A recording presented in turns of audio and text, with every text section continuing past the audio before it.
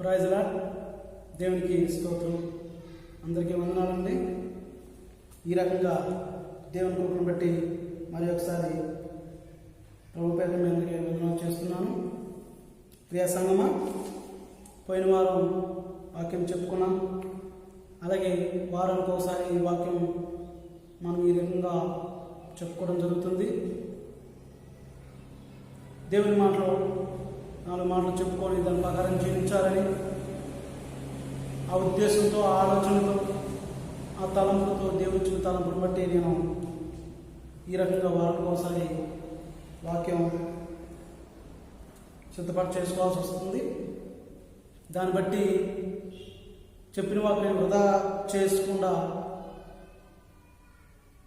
మన హృదయాలు భద్రపరుచుకొని దాని ప్రకారం జీవించడానికి అవకాశం ఉంటుంది.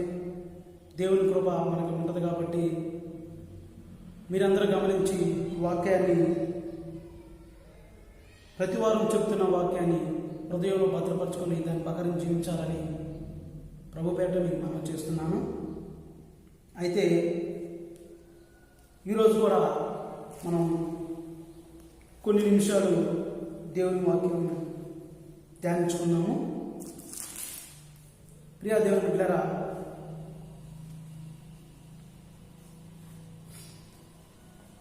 ముందుగా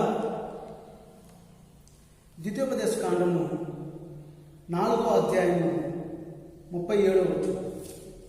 ద్వితీయోపదేశ కాండము 4వ అధ్యాయము 37వ వచనం చదువుతాను, వినండి. ఆయన నీ పితరులను ప్రేమించెను గనుక వారి తరువాత వారి సంతానమును ఏర్పరచుకున్నాను. ప్రియ దేవుని బిడ్డలారా, ఈరోజు నా యొక్క అంశము, నా యొక్క చెప్పవలసిన టైటిల్ ఏంటంటే, దేవుడు నిన్ను ప్రేమిస్తున్నాడు. దేవుడు నిన్ను ప్రేమిస్తున్నాడు అంశం మీద కొన్ని విషయాలు మాత్రమే మీ ముందు ఉంచి ఈ యొక్క కార్యక్రమాన్ని ఉంచాలని నేను తలంచుకున్నాను. అయితే చదువుకున్నాం కదా, ద్వితీయోపదేశ కాండం 4వ అధ్యాయం 37వ వచనంలో, ఆయన నీ పితరులను ప్రేమించును గనక వారి తర్వాత వారి సంతానమును ఏర్పరచుకున్నాం. ఆయన మనల్ని ప్రేమిస్తున్న దేవుడు, మనల్ని ఏర్పాటు చేసుకున్న దేవుడు అన్నమాట. ఆయన ఎంపిక చాలా గొప్పది. ఆయన యొక్క తలంపులు చాలా గొప్పవి, వర్ణించలేము. ప్రియ సంగమా, ప్రియ దేవుని బిడ్డలారా, బైబిల్ గ్రంథంలో మనం చదువుకుంటే రక్షించబడిన ప్రతి ఒక్కరూ కూడా ఆయన ఏర్పాటులో ఉన్నవారమని మనం గ్రహించాలి. రక్షింపబడిన ప్రతి ఒక్క ఎవరైనా సరే, రక్షింపబడిన ప్రతి ఒక్కరు కూడా దేవుని యొక్క ఏర్పాటు అనేది, ఆయన యొక్క ఏర్పాటు అనేది మనం గ్రహించాలి. మనల్ని ప్రేమించి ఈ రకంగా మనం ఉంటున్నామంటే ఆయన యొక్క ప్రేమ, ఆయన యొక్క కృపను బట్టి మనం ఈ స్థితిలో మనం ఉండగలుగుతాం. ప్రియ దేవుని సంగమా, సహోదరి సహోదరులారా, దేవుడు మనల్ని ప్రేమిస్తున్నాడు కనుక మనం దానికి తగ్గట్టుగానే ఉండాలి. ఈ రోజుల్లో లోకం ఎలా ఉంటుందంటే, ఆయన ప్రేమను పొందుకోలేని స్థితిలో ఉండిపోతాం. ఈరోజు ఈ స్థితిలో, ఈరోజు లేచిన తర్వాత నీకు నువ్వు మాట్లాడుకోవాలి.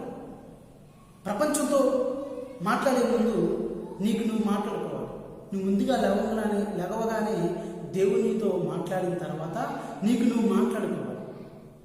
దేవా, ఈరోజు నన్ను ఈ రీతిలో బ్రతికించి మరి ఒక రోజు నాకు ఇచ్చావు కాబట్టి, నీ యొక్క ఏర్పాటును బట్టి నేను ఉన్నాను కాబట్టి ఈరోజు నీ ఇష్ట ప్రకారంగా నేను జీవించాలని దేవుడితో చెప్పిన తర్వాత, ఈరోజు దేవుడు నన్ను బ్రతికించాడు కాబట్టి, ఈరోజు నన్ను ఆరోగ్యకరంగా మనం ఉంచాడు కాబట్టి ఏం చేయాలి? చేయాలి అని చెప్పి మనం ఆలోచించాలి. ఎంత సమయం దేవునికి ఇవ్వాలి?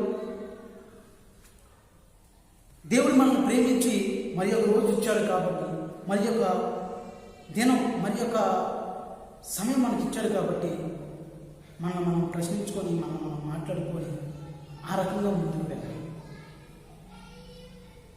ఈ యొక్క విశ్వాస జీవితంలో మనం లేచిన తర్వాత, దేవుని ప్రార్థించిన తర్వాత మనం మాట్లాడుకొని ఈరోజు కొంతవరకు అయినా సరే, కనీసం రోజు మొత్తంలో కొంత సమయం అయినా సరే దేవునికి ప్రాధాన్యత ఇవ్వాలి.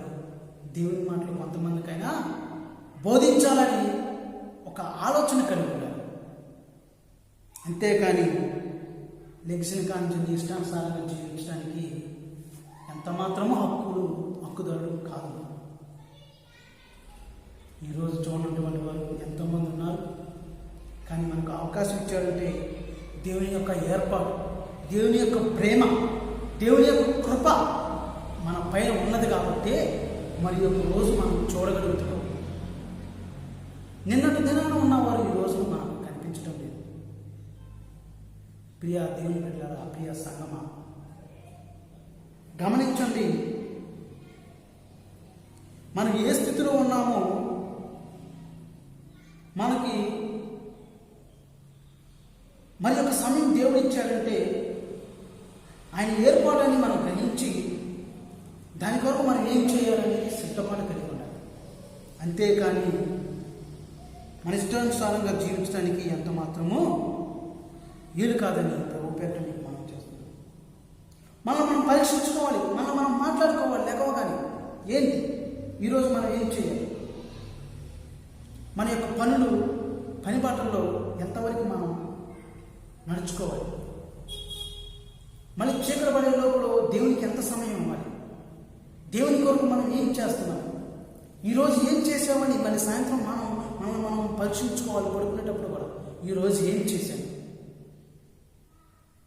దేవుడు ఈ రకంగా నన్ను ఆరోగ్యకాలం నుంచి పగలంతా నా పని బాటల్లో, నా యొక్క ఉద్యోగంలో, నా యొక్క పరిస్థితుల్లో, నా యొక్క ప్రయాణంలో, ప్రతి ఒక్క విషయంలో నాకు తోడుగా ఉన్నాడు, ప్రేమిస్తూ ఉన్నాడు. కాబట్టి పడుకునేటప్పుడు మనం ఆలోచించుకోవాలి, ఈరోజు ఎంతవరకు మనం దేవునికి ఇష్టంగా బ్రతికాము, దేవుని మాటలు ఎంతమందికి మనం చెప్పాము, ఎంతమంది దేవుని వైపు తిప్పాము, దేవుని వైపు మార్చాము అనేది మనం పడుకునే ముందు కూడా మనం పరీక్షించుకొని మాట్లాడుకోవాలి. సహోదరుడా, దేవుడు ప్రేమిస్తున్నానన్న సంగతి నువ్వు గ్రహిస్తున్నావా? దేవుడు మనకు తోడుగా ఉంటున్నాడు. ఆయన కృపలో మనం వర్ధిల్లుతున్నాం. ఆయన కృప లేకపోతే మనం ఈ స్థితిలో ఉండలేమనేది మనం గ్రహిస్తున్నాము. అలాగే యెషయా గ్రంథంలో 41వ అధ్యాయం 41వ అధ్యాయం చూద్దాం. 8వ వచనం నుంచి చదువుకున్నాము. నా సేవకుడైన ఇశ్రాయేలు, నేను ఏర్పరచుకున్న యాకోబు, నా స్నేహితుడైన అబ్రహాము సంతానమా, బోధిగంతము నుండి నేను పట్టుకొని దాని కొనల నుండి పిలుచుకొని మాడ, నీవు నా దాసుడు అని నేను నిన్ను ఉపేక్షింపగా ఏర్పరచుకున్న నేను నీతో చెప్పి ఉన్నాను, నీకు తోడై ఉన్నాను, భయపడకము, నేను నీ దేవుడినై ఉన్నాను, దిగులు పడకము, నేను నిన్ను బలపరుతాను, నీకు సహాయం చేయవాలను నేనే, నీతియుడు నా దక్షిణ హస్తముతో నిన్ను ఆదుకున్నాను. ఇక్కడ దేవుడు అన్నాడు, నీకు నేను తోడుగా ఉన్నానని చెప్తున్నాను. దేవుడు మనకు తోడుగా ఉన్నాడు. మనం కృంగిపోతే బలపరచడానికి మనకు సమీపంలో ఉన్నాడు. ప్రియ సంగమా, ప్రియ దేవుని బిడ్డలారా, ప్రియ సహోదరులారా, దేవుడు మనల్ని ప్రేమించి మనకు తోడుగా ఉంటున్నాడు. ఆనాడు ఇశ్రాయేలు ప్రజలు గొలియాతును చూసి ఎంతో భయపడిపోయారు, కృంగిపోయారు.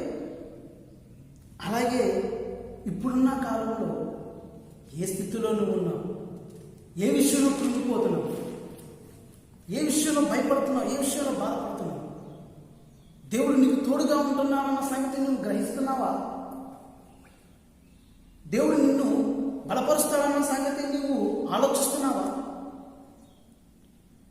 నీకు వచ్చిన బాధలు, నీకు వచ్చిన వేదనలు, నీకు వచ్చిన సమస్యలు పక్కవారికి, ఎదుటివారికి పంచుకోవడమే సరిపోతుంది, కానీ దేవునితో ఏమన్నా పంచుకుంటున్నావా?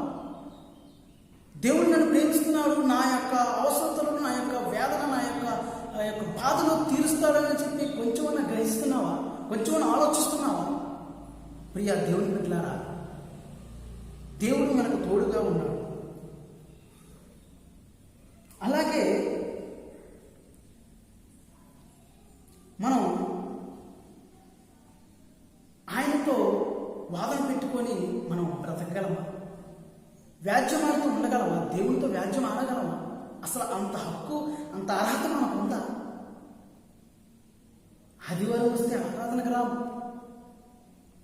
ఆరాధన అంటే అసలు భయమే లేదు, దేవుడంటే భయమే లేదు. నీ ఇష్టం వచ్చినట్టు తిరుగుతున్నావు. దేవుడు ప్రేమిస్తున్నాడు, అయినా సరే నీ ఇష్టం వచ్చినట్టు తిరుగుతున్నావు, నీ ఇష్టం వచ్చినట్టు ప్రవర్తిస్తున్నావు. ప్రియ దేవుని బిడ్డలారా, క్రీస్తుకు దూరంగా ఉండి నువ్వు ఏమి సాధిస్తావు? క్రీస్తునికి దూరంగా ఉండి నువ్వు ఏమి సాధిస్తావు? ఏం చేయగలవు? ఏం చేయాలనుకుంటున్నావు? నువ్వు ఎంత మాత్రము సాధించలేవు. దేవునికి దూరంగా ఉండి మనం ఏమీ చేయలేము, ఏమి సాధించలేము. ప్రియ దేవుని బిడ్డలారా, దేవుడు మనల్ని ప్రేమిస్తున్నాడు కాబట్టి, ఆయన మనకు తోడుగా ఉన్నాడు కాబట్టి, నీ యొక్క ప్రతి అవసరత నీకు తీరుస్తున్నాడు కాబట్టి, నీ యొక్క బాధలు, ఆవేదనలు, శోధనలు దేవుని సన్నిధానంలో మొరపెట్టుకుంటే ఆయన నీకు తోడుగా ఉండి బలపరుస్తాడు. అంతేకాని నీ ఇష్టానుసారం జీవించడం లేదా నీలో ఉన్న కోపాన్ని, ఉద్రేకాన్ని, ద్వేషాన్ని, అసూయని పెంచుకొని దేవునికి ఎంతకాలం దూరంగా ఉంటావమ్మా? దేవునికి ఎంతకాలం దూరంగా ఉంటావయ్యా? ఏమైనా సాధించేది ఉందా? ఏమైనా సాధించావా ఎంతకాలం? మరి దేవునికి దూరంగా ఉండి ఏమైనా సాధించావా? ఈ రోజుల్లో కోపం, ప్రతి ఒక్కరికి కోపం, ప్రతి ఒక్క చిన్నదానికి కోపపడుతున్నాం. ద్వేషం, అసూయ, ఎదుటి వాళ్ళని చూస్తే అసూయ, వాళ్ళు అభివృద్ధి పొందుతున్నారంటే అసూయ, వాళ్ళు అభివృద్ధి చెందుతున్నారంటే మనకి ద్వేషం, అసూయ. ఎందుకు ఎందుకు నీలో ఆ ద్వేషం? ఎందుకు నీలో ఆ అసూయ? దేవుని బట్టి క్రైస్తవుడు అని చెప్పుకుంటున్న నీవు ఇలాంటి తలంపులు ఎందుకు కలిగి ఉంటున్నావు? ఎందుకు కోపపడుతున్నావు? ఎందుకు ఆశపడుతున్నావు వేరే వాటి కోసం? ఎందుకు దురాశ? ఎందుకు కోపం, ద్వేషం? ఎందుకు అసూయ ఎందుకు వస్తుంది నీకు? ప్రియా దేవుని బిడ్డలారా, కోపపడితే నీ చెంత ఎవరు ఉండదు.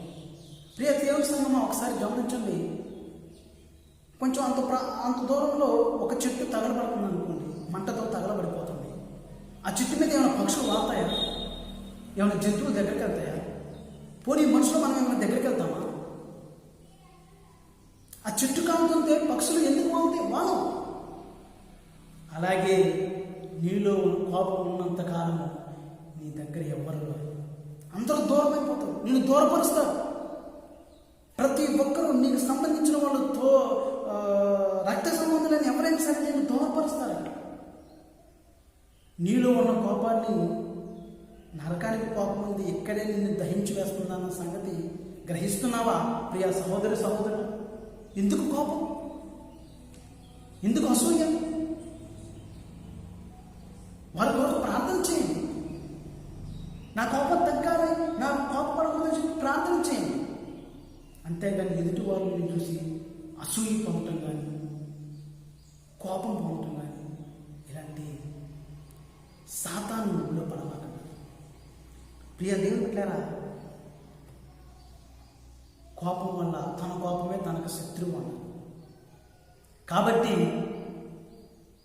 మీరు దేవుని ప్రేమను పొందుకుంటున్న మనము, దేవుని కృపను పొందుకుంటున్న మీరు, దేవుని దగ్గర ఉన్న ఆశీర్వాదాలు, దీవెనలు పొందుతున్న మీరు, ఎదుటి వాళ్ళని చూసి అసూయ పొందడం, ద్వేషం, కోపం, ఇవన్నీ ఎందుకు వదులుకోలేకపోతున్నారు? ఎంతకాలం దేవుడు ప్రేమిస్తున్నాడు? ఎంతకాలం దేవుడు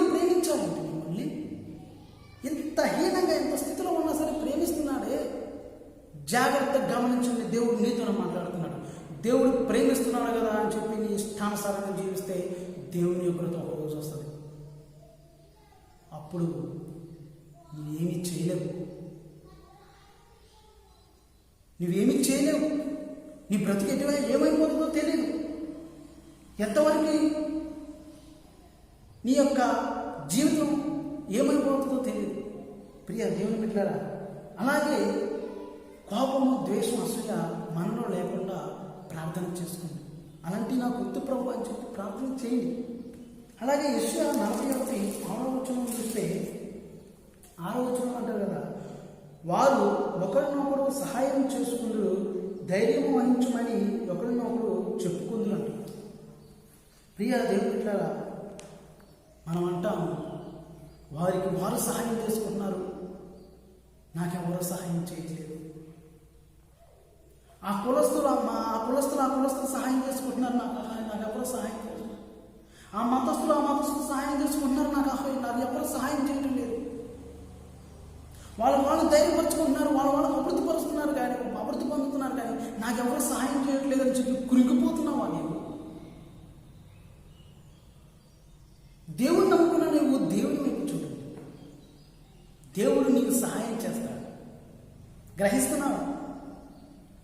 వాళ్ళు సహాయం చేయట్లేదే, వీళ్ళు సహాయం చేయట్లేదని ఎదురు చూస్తున్నావా? లేదంటే దేవుడు నాకు సహాయం చేస్తారని ఎదురు చూస్తున్నావా? ప్రియ దేవుని బిడ్డలారా, ఒకటి గమనించండి. ఒకవేళ లోకల్ స్థలంలో వాళ్ళు సహాయం చేస్తే అది టెంపరీ మాత్రమే, అది కొంతకాలం మాత్రమే. కానీ దేవుడిచ్చే నీకు సహాయం శాశ్వతమైన, నీ తరతరాలకు ఉంటుంది. ఆ సహాయం, దేవుని సహాయం పొందుకున్నావా నువ్వు? ఈ లాక్డౌన్లో చాలామంది సహాయం చేస్తున్నారు, చాలా మంచిది. ఎంతోమంది డబ్బు ఖర్చు పెట్టి కూరగాయలు, పండ్లు, ఆకుకూరలు, బియ్యం అన్నీ ఒక వారానికి సరిపోను, నెలకు సరిపోను ఎంతో శ్రమతో వాళ్ళ ఇంట్లో వాళ్ళ కష్టపడిన కష్టార్జితంలో తీసి పేద ప్రజలకు ఎంతోమంది సహాయం చేస్తున్నారు. చాలా మంచిది. ఆ సహాయం ఎంతకాలం ఉంటుందండి? నీకు వారం రోజులు కూరగాయలు ఇస్తారు, వారమే వస్తాయి. నెల రోజులు సరిపోలిస్తే నెల రోజులే వస్తాయి. అది సహాయం టెంపరీ మాత్రమే.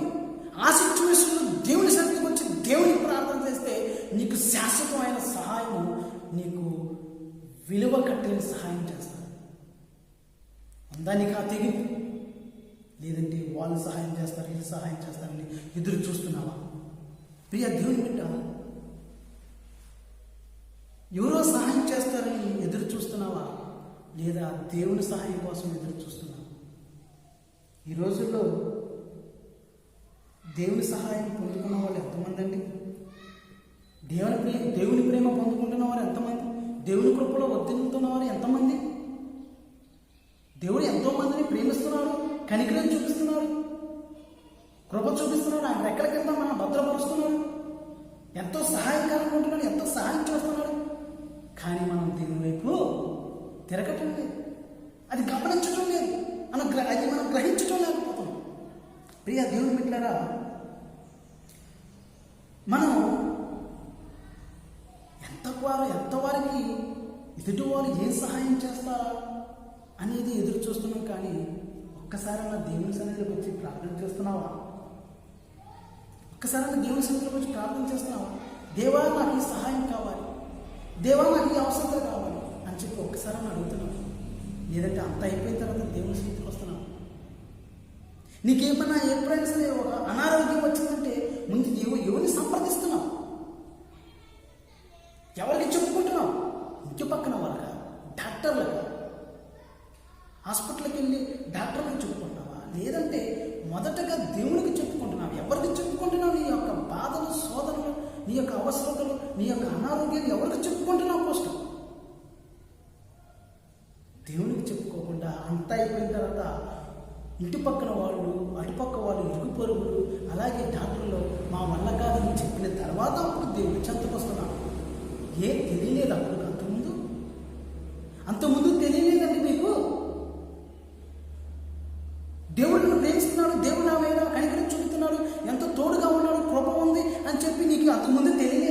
వీళ్ళందరూ చెప్పిన తర్వాత నువ్వు దేవుని సన్నిధికి వస్తున్నావా?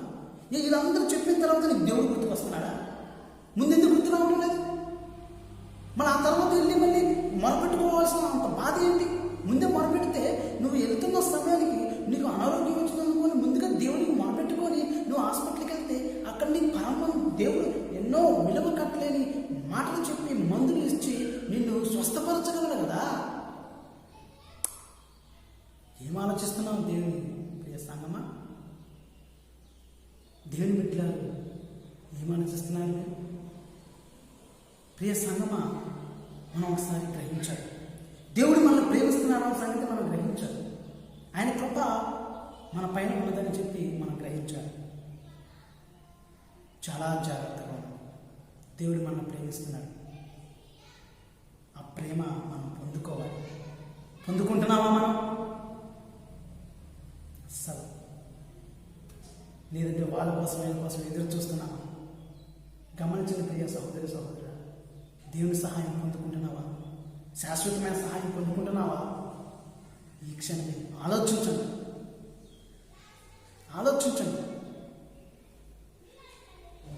అయితే ప్రియ దేవుని సంగమా, అలాగే ఇర్మియా 31వ అధ్యాయం 3వ వచనం చూడండి. చాలా కాలం క్రిందట యెహోవా నాకు ప్రత్యక్షమై ఇట్లనెను, శాశ్వతమైన ప్రేమతో నేను నిన్ను ప్రేమించుచున్నాను గనుక విడువగా నీ ఎడల కృప చూపుచున్నాను. ప్రియ దేవుని సంగమా, దేవుడు శాశ్వతమైన ప్రేమ అనేది ఈ రకంగా మనకు తెలుస్తుంది కదా. ఇర్మియా 31వ అధ్యాయం 3వ వచనం అంటున్నాడు కదా, చాలా కాలం క్రిందట యెహోవా నాకు ప్రత్యక్షమై ఇట్లనెను, శాశ్వతమైన ప్రేమతో నేను నిన్ను ప్రేమించుచున్నాను. శాశ్వతమైన ప్రేమతో ప్రేమిస్తున్నానంట. మనం ఎలా ప్రేమ పొందుకుంటున్నాం? శాశ్వతమైన ప్రేమ పొందుకుంటున్నామా? లేదా టెంపరీ, లేదా కొంతకాలం ప్రేమ పొందుకుంటున్నాం? పెళ్ళైన కొత్తలో భార్య భర్తలు చాలా ప్రేమగా ఉంటారు. భార్య అడిగిందల్లా భర్త తీసుకొస్తూ ఉంటాడు, భర్త అడిగిందల్లా భార్య చేస్తూ ఉంటుంది. మరి కొంతకాలానికి ఆ ప్రేమ ఏమైపోతుంది? పెళ్ళైన కొత్తలోనే నా ప్రేమ, తర్వాత ఉండదా? ఆ మనిషి కదా, ఆ వ్యక్తినే కదా నువ్వు ఎల్లకాలం చూస్తుంది, గత 3 సంవత్సరాల నుంచి చూస్తుంది ఆమెనే కదా, అతనే కదా. మరి ఎందుకు ఆ ప్రేమ తగ్గిపోతుంది? నీలో దేవుని యొక్క భయభక్తులు లేకపోవడం వల్ల అలా జరుగుతుంది. అంతే తప్ప నీ యొక్క గర్వహంకారం వల్ల అలా జరుగుతుంది. పెళ్ళైన కొత్తలో ఉన్న ప్రేమ 4 సంవత్సరాల తర్వాత, 2 సంవత్సరాల తర్వాత, 5 సంవత్సరాల తర్వాత ఎందుకు ఉండటం లేదు ప్రేమ? ఆ టైంలో అడిగిందల్లా తీసుకొస్తున్నావు భార్యకి, ఆ టైంలో అడిగిందల్లా చేసి పెడుతున్నావు భర్తకి. మరి 4 సంవత్సరాల తర్వాత ఏమవుతుంది? ఆ ప్రేమ ఏమవుతుంది? ఈ రోజుల్లో యవనస్తుల ప్రేమ రకరకాలు ఉంటుంది. ప్రేమ చీప్ అయిపోయిందండి. అసలు ప్రేమ విలువ తెలియటం లేదు. ప్రేమ అంటే ఏదో అనుకుంటున్నారు, విలువ తెలియట్లేదు. దాని యొక్క విలువ తెలియట్లేదు ఎవరికి. శాశ్వతమైన ప్రేమ ఒకటి ఉందనేది మనం గ్రహించలేకపోతున్నాం. ఎంతసేపు ఆ అమ్మాయిని ప్రేమిస్తాం, ఆ అబ్బాయిని ప్రేమిస్తాం, లేదంటే వాళ్ళ దగ్గర డబ్బు ఉంది కాబట్టి వాళ్ళు కొంతకాలం ప్రేమిస్తాం. ప్రియ దేవుని సంగమా, సహోదరి సహోదరా, నీ దగ్గర ఏదో ఒకటి ఆశించే తప్ప ప్రేమించేది నీ దగ్గర ఏమీ లేకపోతే ప్రేమించడు. నీ దగ్గరకు రా, నీ కనుచూపు మేరలో కనిపించండి. ఏదో నీ దగ్గర ఏదో ఆశించి మాత్రమే నీతో ఆ కొంతసేపు ప్రేమిస్తారు, నిన్ను ప్రేమిస్తారు అంతే తప్ప నీ దగ్గర ఉన్న ధనం కోసం, నీ దగ్గర ఉన్న ఏదో అవసరత కోసము ఏదో ఆశించి, నీ అందం చూసి ఆశించు ప్రేమిస్తున్నారే తప్ప ఇది శాశ్వతమైన ప్రేమ కాదు. ఈరోజు అవస్థలు ఏముందని ఇన్ఫాక్చుయేషన్, వయసుతో సంబంధం లేదు. ఎవరికెళ్ళి అలా చూసిన అమ్మలో నన్ను ప్రేమించేస్తున్నారు, ఒక గులాబీ ఇచ్చేయటం. ప్రేమ ప్రేమ అంటూ వెచ్చలవిడిగా తిరిగిపోతాం. నీ ఇష్టానుసారాన్ని జీవించేస్తాం. ఎక్కడ పడితే అక్కడ తిరుగుతున్నారు. ప్రియా యవనస్తురా, దేవుని ప్రేమ పొందుకోకుండా ఇలాంటి లోకానుసారమైన ప్రేమను పొందుకుంటే దేవుడు ఎన్నడూ క్షమించాడు. ఏ ప్రేమ కావాలి నీకు? శాశ్వతమైన ప్రేమ కావాలా? స్వచ్ఛమైన ప్రేమ కావాలా? లేక ఈ లోకానుసారమైన అబద్ధమైన ప్రేమ, పనికి మాలిన ప్రేమ కావాలా? నీ దగ్గర ఏదో ఆశించి మాత్రమే నేను ప్రేమిస్తున్నానన్న సంగతి మీరు గ్రహించండి. కానీ నువ్వు ఎలాంటి స్థితిలో ఉన్నా సరే దేవుడు నిన్ను ప్రేమిస్తున్నాడు. ఎలాంటి స్థితిలో ఉన్నా సరే నేను దేవుడు ప్రేమిస్తున్నాను. బహుశా నీ విషయాలు నీ గురించి నీకు సంబంధించిన కొన్ని విషయాలు నీ భర్తకు తెలిసాము, నీ భార్యకి కొన్ని విషయాలు తెలిసాము, నీ పిల్లల గురించి నీకు కొన్ని విషయాలు తెలిసాము, ఇరుకుపడి వారి గురించి నీకు కొన్ని విషయాలు తెలిసాము. అన్నీ తెలిస్తే ప్రేమిస్తారా? నువ్వు ఎలాంటి వారు తెలిస్తే ప్రేమిస్తారా? నువ్వు పనికి మాలిన వాడవని, వ్యభిచారమని, వేషమని, తాగుబోతువని, తిరిగిపోతువని, నీ నోట్లో నోరు వేస్తే ఎందుకు పనికిరాదు అని అన్నీ తెలిసిన తర్వాత నేను ఎంతవరకు ప్రేమిస్తాను? నిన్ను ప్రేమిస్తారా? నువ్వు ఎలాంటి స్థితిలో ఉన్నా, ఎలాంటి పావివైనా సరే, పనికిరాని వాడివైనా సరే, నువ్వు ఎలాంటి దౌర్భాగ్య స్థితిలో ఉన్నా సరే దేవుడు ప్రేమిస్తున్నాడు. గమనిస్తున్నావు ఆ సంగతి? దేవుడికి తెలియనట్టు అన్ని విషయాలు తెలుసు. నీ బ్రతికేంటో, నీ స్థితిగతులు ఏంటో అన్నీ తెలుసు. అయినా సరే దేవుడు నిన్ను ప్రేమిస్తున్నాడు. శాశ్వతమైన ప్రేమ అంటే అది, స్వచ్ఛమైన ప్రేమ అంటే అది. అంతేగాని ఏదో గులాబీ పువ్వు ఇచ్చారను, ఏదో ఒక బుక్ ఇచ్చారను, ఏదో కొంత దానం ఇచ్చారను, కొన్ని ఆస్తులు ఇచ్చారను, ఏదో ఇచ్చారు, ఏదో చేశారని ఆ ప్రేమను మాత్రం శాశ్వతమైన ప్రేమ ఎన్నటికీ కాదు. దయచేసి అలాంటి ప్రేమ వైపు మొక్కు చూపమాకండి, అలాంటి ప్రేమ వైపు పోమాకండి. దేవుడు నీకు శాశ్వతమైన ప్రేమ చూపిస్తున్నాడు, ఎంతో ప్రేమిస్తున్నాడు, స్వచ్ఛమైన ప్రేమ. అలాంటి ప్రేమ పొందుకోవడానికి మనం పరిగెత్తాలి. అంతేగాని ఈ లోకానుసారమైన ప్రేమల కోసం మనం పరిగెత్తకూడదు. ప్రియా యవనస్తురాలు, ఇప్పుడున్న జనరేషన్లో ఎలా బ్రతుకుతున్నావు? ఇంటికాడ అబద్ధం చెప్పి ఏం చేస్తున్నావు? నువ్వు బయటికి వెళ్ళి కాలేజీ అని చెప్పి ఏం చేస్తున్నావు? తల్లిదండ్రులు ఇంటి దగ్గర లేనప్పుడు నువ్వేం చేస్తున్నావు? ఎవరిని పిలిపించుకుంటున్నావు ఇంటికి? ఎక్కడికి వెళ్తున్నావు? నీవు ఏ ఒక్క పెట్టుకొని నువ్వు ఎక్కడికి వెళ్తున్నావు? జాగ్రత్త, దేవుడు నిన్ను గమనిస్తూనే ఉన్నాడు, నిన్ను చూస్తూనే ఉన్నాడు. బహుశా తల్లిదండ్రులకు తెలియకపోవచ్చు, వాళ్ళకి ఎలా అబద్ధాలు చెప్తున్నావు దేవుడికి కంపల్సరీ తెలుసు. ప్రియ సంగమా, ప్రియ దేవుని బిడ్డలారా, దేవుడు నిన్ను ప్రేమిస్తున్నాడు. ఆ స్వచ్ఛమైన ప్రేమను, ఆ శాశ్వతమైన ప్రేమను పొందుకోవడానికి పరిగెడదాం. అంతేగాని ఈ లోకానుసారమైన ప్రేమను పొందుకోవడానికి మాత్రం పరిగెత్తమాకండి. అది ప్రేమ కాదు. అది నీ దగ్గర ఆశించి మాత్రమే కొంతసేపు నటిస్తున్నాడు. ఆ ప్రేమ నటన. ఆ నటనలో ఊపిలో పడిపోయి, ఆ సాతాను ఊపిలో పడిపోయి చివరికి పైకి రాలేని స్థితిలో ఉండిపోతావా? దేవుని దగ్గర వచ్చి ఆయన యొక్క స్వచ్ఛమైన ప్రేమను, శాశ్వతమైన ప్రేమను పొందుకుంటావా? ఈ రకంగా మీరు గ్రహించండి. ప్రియా దేవుని బిడ్డలారా, నువ్వు దేవునికి ఎక్కువ ప్రాధాన్యత ఇవ్వాలి, దేవునికి ఎక్కువ సమయం ఇవ్వాలి. ఈ లాక్డౌన్లో ప్రతి వారం చూస్తున్నాను, ఈ లాక్డౌన్లో ప్రతి ఒక్కరు ఖాళీ ఉంటున్నాను. మరి ఎంత సమయం ఇస్తున్నాడో దేవుడు మనల్ని ఎంతవరకు ప్రేమిస్తున్నాడు. ఎవరి కాలం మన ఏరియాలో కరోనా వైరస్ లేదు, మన ఏరియాలో ఇలాంటి ఉపద్రవం లేదు అని ఎంతో ఆనందపడుతున్నాం. ఆనందం ఎక్కడి నుంచి వస్తుంది? అలా అనుకోగలుగుతున్నాం అంటే ఏంటి? దేవుడు నీకు ఇచ్చిన కృప, దేవుడు నీ పైన ఉన్న దయ, దేవుడు ప్రేమిస్తున్నాడు కాబట్టి నీ ఏరియాలో కరోనా వైరస్ అనేది లేకుండా ఉంటుంది.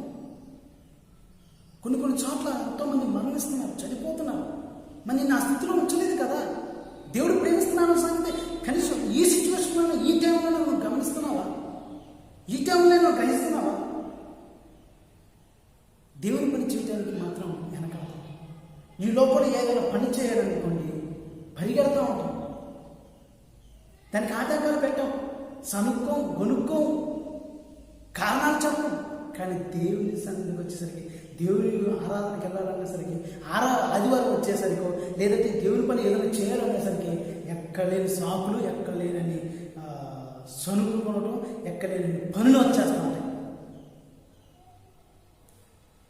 కష్టమైన పని నీకు ఇష్టమైతే నీకు ఎంత కష్టమన్నా పని చేస్తావు. దేవుని పని చేయడానికి ఎందుకు నువ్వు సాగు చెప్తున్నావు?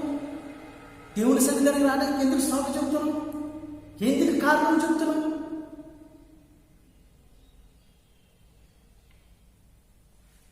దేవునికి ఎంతవరకు నువ్వు కృతజ్ఞత చూపించగలవు?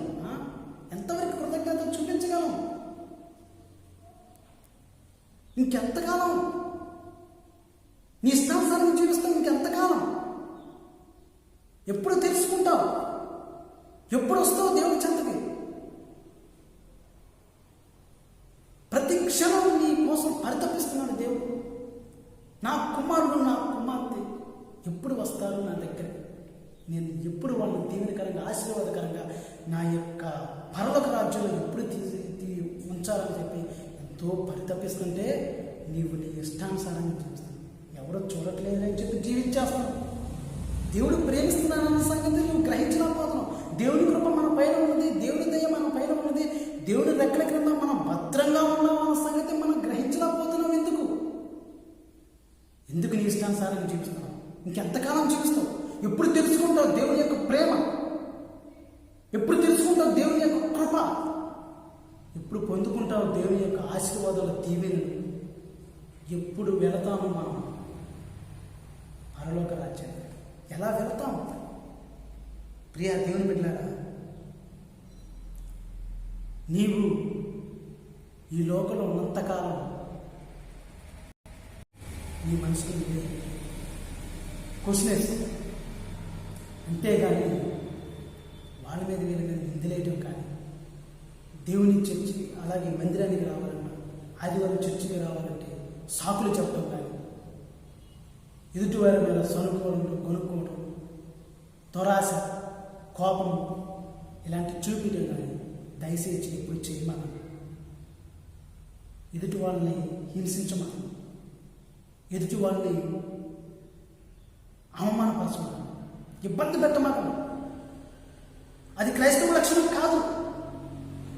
దేవుడు ప్రేమిస్తున్నాడు, మనం కూడా ఎదుటి వాళ్ళని ప్రేమించాలి.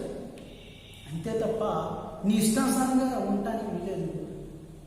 ఎవరిని పడితే వాళ్ళని అవమానించడానికి, నిందించడానికి ఎంత మాత్రం నువ్వు అర్హురాలు కావు.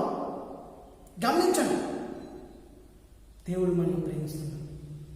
ఆ ప్రేమ మనం పొందుకున్నాం, దేవుని కృపను పొందుకున్నాం, దేవుని యొక్క దీవెన ఆశీర్వాదాలు, అలాగే ఆయన జీవన గ్రంథంలో మన యొక్క పేరును ముద్రించేలాగా మన ప్రవర్తన మార్చుకోండి, మన బ్రతుకులు మార్చుకోండి, మన యొక్క ఆలోచనలు, తలంపులు అన్నీ మార్చుకొని మన యొక్క పాపాలు దేవుని చెంతకు వచ్చి మన యొక్క పాపాలు దేవుని దగ్గర మొరపెట్టుకొని ఒప్పుకుంటే మనల్ని దీవించి, ఆశీర్వదించి, మనల్ని ప్రేమించి జీవగ్రంథంలో మన యొక్క పేరుని ముద్రిస్తాడు. రోషం కలిగి జీవితం దేవుని కోసం. ప్రతి ఒక్క యవనస్తురాలు ఈ యొక్క కార్యక్రమం ద్వారా మీకు తెలియజేస్తుంది ఏంటంటే, దేవుని కోసం పరిగెత్తు, దేవుని కార్యక్రమానికి పరిగెత్తు, దేవునికి ఇష్టగా నువ్వు బ్రతుకు. అప్పుడు మంచి దీవెన ఆశీర్వాదాలు పొందుకుంటావు, నువ్వు అనుకున్నది సాధిస్తావు.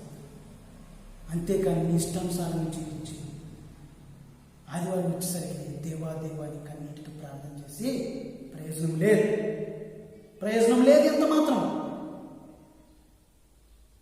నీ మనసులో ఉన్న యొక్క చెడుని, నీ హృదయంలో ఉన్న చెడుని, నీ శరీరంలో ఉన్న ఆ యొక్క పాపాన్ని తీసివేయకుండా ఎంత కన్నీటితో ప్రార్థన చేసి ఏం ప్రయోజనం? ఆ ప్రార్థన దేవుడు వింటున్నాడని నువ్వు ఎంతవరకు అనుకుంటున్నావు? వినడు. ఫస్ట్ ఆఫ్ ఆల్, మరి ముఖ్యంగా నువ్వు చేయవలసిన ఫస్ట్గా ఏంటంటే, నీ యొక్క పాపాన్ని దేవుని సన్నిధిలో ఒప్పుకొని, నీ మార్గంలో నేను నడవాలి ప్రభు అని ఒప్పుకొని, ఆ తర్వాత నీ యొక్క కార్యాన్ని, నీ యొక్క కార్యక్రమాన్ని మొదలుపెట్టాలి. అంతేకాని నీ ఇష్టానుసారంగా జీవించుకుంటా ఎవరిని పడతాను నిందించుకుంటా, కోపగించుకుంటా, ఎలా పడతానో జీవించేసుకుంటా, దేవుడు అంటే నాకు భయం ఉందని చెప్పి మనం పైకి నటిస్తున్నావేమో. ప్రియా యవనస్తురాలు ప్రతి ఒక్కరికి తెలిసింది, దయచేసి నటించమాట. బహుశా ఎదుటి వారికి, పక్క వారికి, ఇరుగు పొరుగు వాళ్ళకి, ఈ లోకంలో ఉన్న వారికి ఎవరికి తెలియదని, తెలిసిన వాళ్ళు ఏం చేయలేరు. కానీ దేవుడు గమనిస్తున్నాడు. నువ్వు నటిస్తున్నావు అన్న సంగతి దేవుడు గమనిస్తున్నాడు. చాలా జాగ్రత్తగా దేవుని ప్రేమను పొందుకో, దేవుని యొక్క కృపను పొందుకో, ఆయన యొక్క ఆశీర్వాదం దేవుని పొందుకొని ఆయన నిత్యరాజ్యంలో ముందుకు సాగాలని ఈ వాక్యం ద్వారా మీకు తెలియజేస్తున్నాను. అట్టి వాక్యం దేవుడు దీవించుగా. ఆమె ప్రార్థన చేసుకుందాం. ప్రియ పరలోక తండ్రి, దేవాయేసయ్య పైన వారి నుంచి వారి వరకు మమ్మ సజీవులు ఎక్కడ కాచి కాపాడడానికి వందనాలు తండ్రి. ప్రభా, ఇప్పటి వరకు నా వాక్యాన్ని మా హృదయంలో భద్రపరచుకొని దాని ప్రకారం మేము జీవించడానికి అవకాశం దయచేయండి తండ్రి. మాలో ఉన్న కోపాన్ని, దురాశని, ద్వేషాన్ని తీసివేయండి ప్రభా. మీరు మమ్మల్ని ఎంతో ప్రేమిస్తున్నారు తండ్రి. ఆ యొక్క శాశ్వతమైన ప్రేమను, స్వచ్ఛమైన ప్రేమను మేము పొందుకోవాలి తండ్రి. ఈ లోకానుసారమైన ప్రేమ మాకు వద్దు ప్రభా. అలాంటి ప్రేమ వైపు మేము తిరగకుండా ప్రభా నీ ప్రేమ పొందుకునేలాగా, నీ కృపలో మేము ఉండేలాగా తండ్రి, నీ రెక్కల కింద మేము భద్రంగా ఉండేలాగా మమ్మల్ని దీవించి ఆశీర్వదించుకోండి. ఏ ఒక్కరు కూడా ప్రభా సాతానికి ప్రభా ప్రియులుగా అవడానికి లేదు తండ్రి. దేవాయేసయ్య, నీకు సాక్షిగా మేము బ్రతకాలి తండ్రి. అలాంటి భాగ్యం మాకు దయచేయండి. మా బ్రతుకులు మార్చండి తండ్రి. ఈ క్షణమైన ఇప్పుడున్న ఈ ఉపద్రవమైన మా బ్రతుకులు మార్చుకొని, మా పాపాలు ఒప్పుకొని తండ్రి నీ సన్నిధానంలో మా బ్రతుకులు మార్చుకొని నీ మార్గంలో మేము నడిచే భాగ్యం దయచేయండి తండ్రి. మా యొక్క అవసరం తీర్చుకోవాలి. ఎవరైతే ఈ ప్రార్థన ఆలోచిస్తున్నారో, ఎవరైతే ఈ వాక్యం చూస్తున్నారో తండ్రి, ప్రతి ఒక్క బిడ్డ తండ్రి తన ఆలోచనలు, తన యొక్క ప్రవర్తన మార్చుకుని తండ్రి, దేవుడు నన్ను ప్రేమిస్తున్నాడు, నా పైన కృప చూపిస్తున్నాడు, నా పైన దయ చూపిస్తున్నాడు, ఏ ఉపద్రవం నుంచి, అన్ని ఉపద్రవాల నుంచి నన్ను కాపాడుతున్నాడు కాబట్టి దేవుని చెంత నేను తిరగాలి, దేవుని వైపు తిరగాలి, దేవుని మార్గంలో నేను నడవాలి. ఈ లోకానుసారంగా జీవిస్తున్నాను ఎంత మాత్రం ప్రయోజనం లేదని చెప్పి ప్రతి ఒక్కరూ తెలుసుకునే భాగ్యం తెచ్చేదండి. ఈ ప్రార్థనలో ఏకీభవిస్తున్న ప్రతి ఒక్క బిడ్డ వాళ్ళ యొక్క అవసరం తీర్చండి, వాళ్ళ యొక్క అనారోగ్యాలు తీర్చండి ప్రభా. ఏది తెలుపుతున్నారో వాళ్ళ యొక్క అవసరం తీర్చి నీ మార్గంలో, మరి ముఖ్యంగా నీ రాజ్యంలో వారసులుగా మేము జీవించడానికి అవకాశం దయచేయండి ప్రభా. ఎన్న వాక్యాన్ని మా హృదయంలో భద్రపరచుకుని దాని పక్కన జీవించడానికి మా బ్రతుకులు మార్చమని తండ్రి, నీ సాక్షిగా బ్రతకడానికి ప్రభా, నీకు ఇష్టంగా బ్రతకడానికి, నీ ప్రేమ పొందుకొని జీవించడానికి మాకు దయచేయమని ఈ ప్రార్థనలో ఏకీభవిస్తున్న ప్రతి ఒక్క బిడ్డ ప్రభా నిన్ను స్మరించుకొని నీ నామానికి మహిమకరంగా తెచ్చేలాగా ఉండేలాగా దీవించమని ఈ ప్రార్థన ఆలకించి ప్రతిఫలం దయచేయమని ప్రభు అయిన యేసుక్రీస్తు నామమున అడిగి వేడుకుంటున్నాం తండ్రి. ఆమేన్, ఆమేన్, ఆమేన్. తండ్రి, కుమార, పరిశుద్ధాత్మ త్రియేక దేవా, ఇప్పటివరకు అడిగిన ప్రతి ఒక్క ప్రార్థన, విజ్ఞాపన, ఎన్న వాక్యాన్ని మా హృదయంలో భద్రపరచుకొని దాని ప్రకారం జీవించి భాగ్యం దయచేయమని ప్రతి క్షణం ఉదయం లేచి పడుకునేంత వరకు నీ మాట భాగం, నీ మార్గంలో నీ చిత్త భాగం జీవించే భాగ్యం దయచేయండి. నీ ప్రేమ పొందుకునే భాగ్యం దయచేయమని, స్వచ్ఛమైన ప్రేమ, శాశ్వతమైన ప్రేమ పొందుకునే భాగ్యం దయచేయమని నీ రెక్కల కింద మమ్మల్ని భద్రంగా పరిచి మమ్మల్ని దీవించి ఆశీర్వదించమని, నీ రాజ్య వారసులుగా మమ్మల్ని ఎంచుకోమని యేసుక్రీస్తు నామమున అడిగి వేడుకుంటున్నాం తండ్రి. ఆమేన్, ఆమేన్, ఆమేన్. Praise lord.